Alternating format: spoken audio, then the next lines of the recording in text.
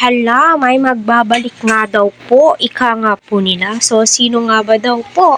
Doon sa dalawang dating ka-love team ni Ed. So, bigla po ako napapaisip at lalong kilay sumasakit ang ulo ko. Pero alam nyo no, si Kuya Val, nagbibigay po yan siya ng second chances. Basta alam niya na pure po yung paghingi mo ng tulong or pure intention ka po. 'Di ba?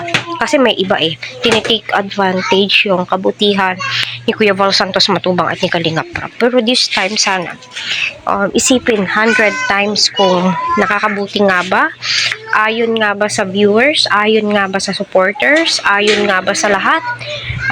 Kasi baka naman hindi aayon. So napakahirap na, 'di ba? So ayan, hello po sa ating lahat, Team EDSI, kumusta? So yan topic po natin.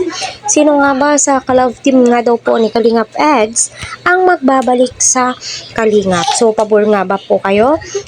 Please, wag po kayo mag-skip sa kanilang mga ads, lalong-lalo na po si Kuya Val Santos Matubang, Kalingap Prab, Ate Edna at ang buong team. Para sa ganon ay marami pa pong kababayan po natin ang kanilang malingap and syempre ang kanilang matulungan. Shout out po sa lahat ng Team EDSI dyan. So please, wag po tayo magko-comment ng hindi ka nais-nais. Ito lamang po ay binabaybay ni Kuya Val or tinitignan po niya kung ano. So para sa akin, unang-una, hindi po ka-love team si Reyna. So, bunsong kapatid po yung tingin ni Kalingap Edo sa kanya. So, nahulog lamang po sa love team dahil nga po sa mga alam niyo na, di ba?